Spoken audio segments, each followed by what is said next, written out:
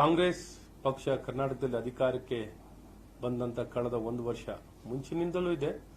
ಈಗ ವಿಶೇಷವಾಗಿ ಒಂದು ವರ್ಷ ಏನು ಸರ್ಕಾರದಲ್ಲಿ ಅಧಿಕಾರದಲ್ಲಿರುವಂತ ಈ ಕಾಂಗ್ರೆಸ್ ಪಕ್ಷ ಯಾವ ರೀತಿ ರಾಜ್ಯವನ್ನ ಪ್ರತಿ ಕ್ಷಣ ಅಧಿಕಾರ ದುರ್ಬಳಕೆಯನ್ನ ಮಾಡಿಕೊಂಡು ಲೂಟಿ ಹೊಡಿತಿದ್ದಾರೆ. ಖಜಾನೆಯನ್ನ ಕಾಯುವಂತ ನಿರ್ವಹಣೆ ಮಾಡಿ ರಕ್ಷಣೆ ಮಾಡಿ ಕಾಯುವಂತ ಸರ್ಕಾರವೇ ಖಜಾನೆನೇ ಲೂಟಿ ಮಾಡ್ತಿದ್ದಾರೆ. ನೇರವಾಗಿ ಖಜಾನೆಗೆ ಕೈ ಹಾಕಿರುವಂತ ವಿಶೇಷವಾಗಿರುವಂತ ಒಂದು ಸರ್ಕಾರ ಈ ಕಾಂಗ್ರೆಸ್ ಸರ್ಕಾರ ಕರ್ನಾಟಕದಲ್ಲಿ. ಭ್ರಷ್ಟಾಚಾರದ ವಿರುದ್ಧವಾಗಿ ಹೇಳಿಕೆ ಮತ್ತು ಹೋರಾಟವನ್ನ ಮಾಡಿ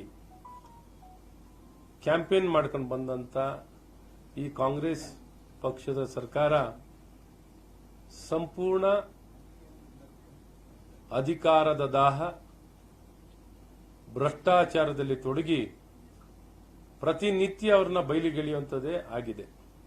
ವಿಶೇಷವಾಗಿ ಇತ್ತೀಚೆಗೆ ನಡೆದಂತ ಏನೊಂದು ಭಾನುವಾರ ದಿನ ಒಬ್ಬ ಸರ್ಕಾರದ ಅಧಿಕಾರಿ ಅಧೀಕ್ಷಕ ಈಗಾಗಲೇ ತಮಗೆಲ್ಲ ಗೊತ್ತಿದ್ದಾಗೆ ಆತ್ಮಹತ್ಯೆನ ಮಾಡಿಕೊಂಡು ಸತ್ಯವನ್ನು ಹೊರಗೆ ತರಲಿಕ್ಕೆ ಈಗಾಗಲೇ ಏನು ನೇರವಾಗಿ ಮಂತ್ರಿಗಳ ಮೇಲೆ ಸಂಬಂಧಪಟ್ಟ ವಾಲ್ಮೀಕಿ ಅಭಿವೃದ್ಧಿ ನಿಗಮದ ಅಧಿಕಾರಿಗಳು, ಎಂಡಿ, ಚೀಫ್ ಅಕೌಂಟ್ ಆಫೀಸರ್, ಈ ತರ ಬೇರೆ ಬೇರೆ ಅಧಿಕಾರಿಗಳ ಮೇಲೆ ಆಪಾದನೆ ಮಾಡಿ ಆಪಾದನೆಯನ್ನ ಬಹಳ ಸ್ಪಷ್ಟವಾಗಿ ಡೆತ್ ನೋಟ್ ಅನ್ನ ಡೆತ್ ಅಪಾಯಿಂಟ್ಮೆಂಟ್ ಆಗಿರುವಂತದನ್ನ ಬಹಳ ಸ್ಪಷ್ಟವಾಗಿ ತಿಳಿಸಿರುವಂತದ್ದಿದೆ. ಇದರ ಹಿನ್ನೆಲೆಯಲ್ಲಿ ಎಲ್ಲೊಂದು ಕಡೆ ಎಫ್ಐಆರ್ ಮಾಡ್ತಾರೆ. ಶಿವಮೊಗ್ಗದಲ್ಲಿ ಕೇವಲ ಇಲ್ಲಿ ಇಲಾಖೆಯಿಂದ ಮಾಡ್ತಾ ಯೂನಿಯನ್ ಬ್ಯಾಂಕ್ ಆಫ್ ಇಂಡಿಯಾ ಮೇಲೆ ಇವರು ಎಫ್ಐಆರ್ ದಾಖಲೆ ಮಾಡುವಂತದ್ದಾಗುತ್ತೆ. ಇವತ್ತು ಯೂನಿಯನ್ ಬ್ಯಾಂಕ್ ಆಫ್ ಇಂಡಿಯಾ ನೆನ್ನೆನೆ ನೇರವಾಗಿ ಬೆಂಗಳೂರಿನ ಸಿಬಿಐ ಆಫೀಸ್ಗೆನೆ, ಬೆಂಗಳೂರಿನ ಕಚೇರಿಗೆನೆ ನೇರವಾಗಿ ಕಂಪ್ಲೇಂಟ್ ಅನ್ನು ದಾಖಲು ಮಾಡಿದ್ದಾರೆ.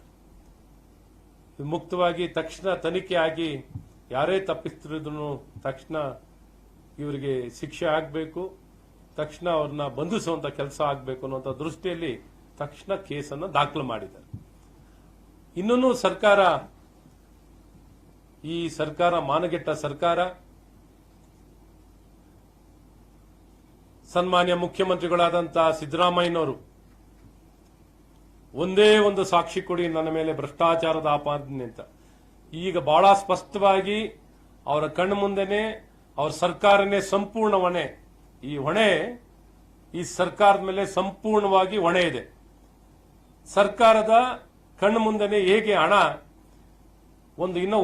ಇನ್ನೊಂದು ಹೊಸ ಖಾತೆಯನ್ನ ಪ್ರಾರಂಭ ಮಾಡಲಿಕ್ಕೆ ತೆರೀಲಿಕ್ಕೆ ಅವಕಾಶ ಹೇಗೆ ಮಾಡಿಕೊಟ್ಟಿದ್ದಾರೆ, ಅಲ್ಲಿಂದ ಹಣ ಹೇಗೆ ವರ್ಗಾವಣೆ ಆಗಿದೆ, ಯಾವ ಆಕ್ಷನ್ ಪ್ಲಾನ್ ಅಪ್ರೂವ್ ಮಾಡಿದ್ದಾರೆ, ಯಾವ ಖಜಾನೆನಲ್ಲಿ ಇದು ರಿಫ್ಲೆಕ್ಟ್ ಆಗಿಲ್ಲ, ಯಾವ ಖಜಾನೆ ಅನ್ನುವಂತ ಒಂದು ಪ್ಲಾಟ್ಫಾರ್ಮ್ ಅನ್ನ ಇವತ್ತೇನು ಒಂದು ಸಾಫ್ಟ್ವೇರ್ ಇದೆ, ಎಲ್ಲಾ ಟ್ರಾನ್ಸಾಕ್ಷನ್ ರಿಫ್ಲೆಕ್ಟ್ ಆಗಬೇಕು. ಯಾವುದೇ ಒಂದು ಅಕೌಂಟ್ ಓಪನ್ ಆಗಬೇಕು ಅಂದ್ರೆ ಪರ್ಮಿಷನ್ ಇರಬೇಕು.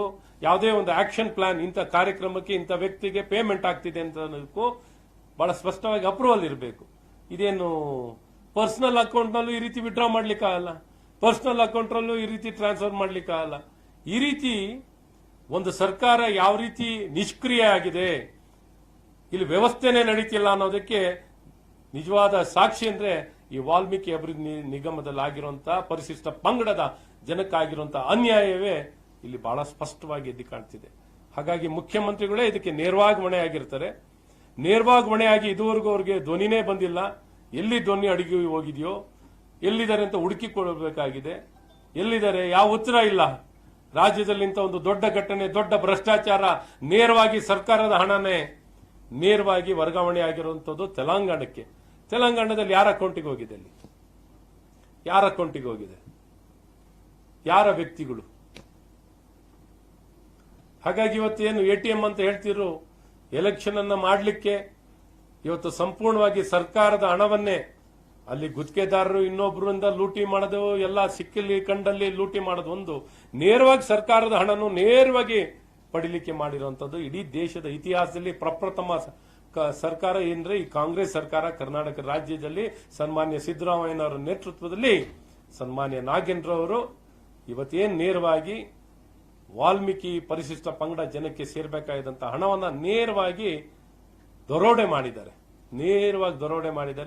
ಇನ್ನೊಂದು ಕಡೆ ಇವತ್ತೇನು ಇನ್ನೂ ಏನೂ ಆಗಿಲ್ಲದ ರೀತಿಯಲ್ಲಿ FIR ನಲ್ಲಿ ಮಾಡ್ತಾ ಇರಬೇಕಾದ್ರೆ ಶಿವಮೊಗ್ಗದಲ್ಲಿ ಫಸ್ಟ್ ಒಂದು ಡೆತ್ ನೋಟ್ ಏನಿದೆಯಾ, ಒಂದು ಗೃಹ ಇಲಾಖೆ ಹೇಗೆ ಸತ್ತೋಗಿದೆ, ಕರ್ನಾಟಕ ರಾಜ್ಯದಲ್ಲಿ ಕಾನೂನು ಸುವ್ಯವಸ್ಥೆ ಹೇಗೆ ಸತ್ತೋಗಿದೆ ಅನ್ನೋದಕ್ಕೆ ಸಾಕ್ಷಿಯಾಗಿ ಮುಂದುವರೆದವಾಗಿ ಶಿವಮೊಗ್ಗದಲ್ಲಿ ಕೇಸ್ ದಾಖಲಾಗಿರುವಂತಹ ಕೇಸು. ದಾಖಲಾಗಿರೋ ಕೇಸ್ನಲ್ಲಿ ಮಂತ್ರಿ ಮೇಲೆ ಕೇಸ್ ಇಲ್ಲ, ಅಧಿಕಾರಿ ಮೇಲೆ ಕೇಸ್ ಇಲ್ಲ, ಬರೀ ಬ್ಯಾಂಕ್ ಅಧಿಕಾರಿ ಮೇಲೆ ಕೇಸ್ ಹಾಕೊಂಡಿದ್ದಾರೆ. ಇದೇನು ಇಲಾಖೆನ ಡೆತ್ ನೋಟ್ ಅನ್ನು ಓದ್ಲಿಕ್ಕೆ ಬರಲ್ಲ ಇವ್ರಿಗೆ? ಯಾವ ಪರಿಸ್ಥಿತಿಯಲ್ಲಿದೆ, ಯಾವ ಸರ್ಕಾರನ ಇದು ಏನು ಅಂತ ಇನ್ನೊಬ್ರು ಗೃಹ ಸಚಿವರು ಹೇಳ್ತಾರೆ. ಎಲ್ಲಿಗೂ ನಾಗೇಂದ್ರ ಅವ್ರ ಹೆಸರು ಬರ್ದಿಲ್ಲ, ಮಂತ್ರಿ. ಎಂತ ಕಾಮಿಡಿ, ಇಂಥ ಹಿರಿಯ ರಾಜಕಾರಣಿಗಳು ಇವ್ರು ಮಾತಾಡೋದಕ್ಕೂ ನಡ್ಕೊಳ್ಳೋದಕ್ಕೂ ಎಷ್ಟು ಬಂಡತನ ಇದೆ, ಎಷ್ಟು ಸೂಕ್ಷ್ಮತೆ ಇಲ್ಲ. ಯಾವ ಜವಾಬ್ದಾರಿಯನ್ನ ಯಾವ ಸರ್ಕಾರದಲ್ಲಿ ಯಾವ್ದೊಂದು ಪವಿತ್ರವಾಗಿ ಕೆಲಸವನ್ನ ಮಾಡಬೇಕಾಗಿದೆ. ಇವತ್ತು ಸಂಪೂರ್ಣವಾಗಿ ಮುಖ್ಯಮಂತ್ರಿಗಳು ಮೊದಲನೇದಾಗಿ ರಾಜೀನಾಮೆಯನ್ನು ಕೊಡಬೇಕು, ನೇರವಾಗಿ ಸರ್ಕಾರದ ಮೇಲೆ ಹೊಣೆ ಇದೆ. ಹಾಗಾಗಿ ಇವತ್ತೇನು CBIಗೆ ದಾಖಲಾಗಿದೆ union bank of India correct ಆಗಿದೆ.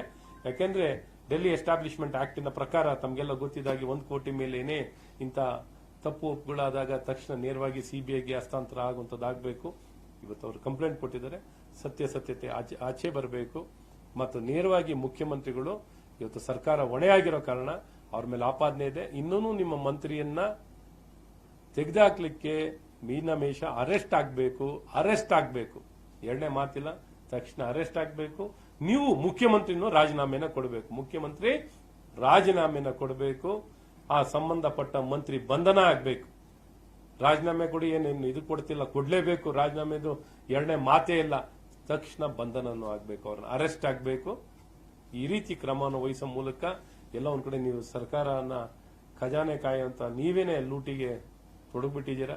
ಇಂಥ ಕೆಟ್ಟ ಸರ್ಕಾರ, ದುಷ್ಟ ಸರ್ಕಾರ, ಭ್ರಷ್ಟ ಸರ್ಕಾರ ಕರ್ನಾಟಕ ಇತಿಹಾಸ, ದೇಶದ ಇತಿಹಾಸದಲ್ಲಿ ಇಂಥ ಸರ್ಕಾರನೇ ನೋಡಿಲ್ಲ.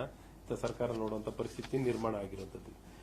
ಹಾಗೆ ನಮ್ಮ ಪ್ರತಿಪಕ್ಷದ ನಾಯಕರು ಆದಂತ ಸನ್ಮಾನ್ಯ ಅಶೋಕ್ ಅವರು ಶಿವಮೊಗ್ಗದ ಈ ಚಂದ್ರಶೇಖರ್ ಅವರ ಮನೆ ಆತ್ಮಹತ್ಯೆಯನ್ನು ಮಾಡಿಕೊಂಡಂತ ಚಂದ್ರಶೇಖರ್ ಅವ್ರ ಮನೆಗೆ ಭೇಟಿ ಕೊಡುವಂತದ್ದಿದೆ. ಭೇಟಿ ಕೊಡ್ತಿದ್ದಾರೆ ಇವತ್ತು ಸಂಜೆ 4:00 ಸೊ ಅವರ ಕುಟುಂಬಸ್ಥರನ್ನ ಸಾಂತ್ವನ ಹೇಳಿ ಸತ್ಯತೆಯನ್ನು ಇನ್ನೂ ಸ್ಪಷ್ಟವಾಗಿ ತಿಳ್ಕೊಳ್ಳೋ ಮಾತಾಡಿಸೋ ಮೂಲಕ ಎಲ್ಲ ಒಂದ್ ಕಡೆ ಅವ್ರನ್ನ ಮಾತಾಡಿಸಿ ಬರುವಂತ ಕೆಲಸವನ್ನ ನಮ್ಮ ಪ್ರತಿಪಕ್ಷದ ನಾಯಕರು ಈ ದಿನ ಮಾಡ್ತಾ ಇದ್ದಾರೆ. ಇದಲ್ಲದೆ ಈ ಭ್ರಷ್ಟ ಸರ್ಕಾರದ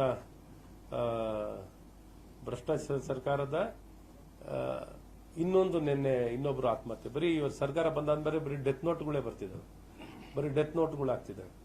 ಈಗ KRDL ನಲ್ಲಿ ಒಬ್ಬ ಗುತ್ತಿಗೆದಾರ ತನಗೆ ಪೇಮೆಂಟ್ ಆಗಿಲ್ಲ, PS ಗೌಡ್ರು ಚನ್ನಗಿರಿ ಅವರು ಪೇಮೆಂಟ್ ಆಗಿಲ್ಲ ಅಂತ ಅವರು ಆತ್ಮಹತ್ಯೆ ಮಾಡ್ಕೊಂಡಿದ್ದಾರೆ. ಈ ಸರ್ಕಾರ ಬಂದಾಗಿಂದ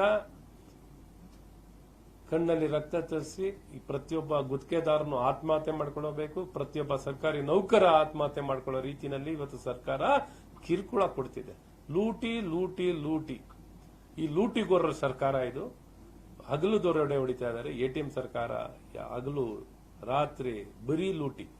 ಹಾಗಾಗಿ ಲೂಟಿ ಪ್ರಿಯಾಂಕಾ ಖರ್ಗೆ ಅವರ ಮೇಲೂ ಅವರ ಇಲಾಖೆ ಮೇಲೆ ಇವತ್ತು ಆಪಾದನೆ ಆಗಿರುವಂತದ್ದು. ಅವರು ಮಹಾನ್ ಭಾವರನ್ನು ಕಳಿಸ್ಕೊಟ್ಬಿಟ್ರೆ ಅವರು ಇವತ್ತು ಬಹಳ ಅಚ್ಚುಕಟ್ಟಾಗುತ್ತೆ. ಇಂಥ ಕ್ಲೀನಿಂಗ್ ಆಗುವಂತ ಕೆಲಸಗಳಾಗಬೇಕು.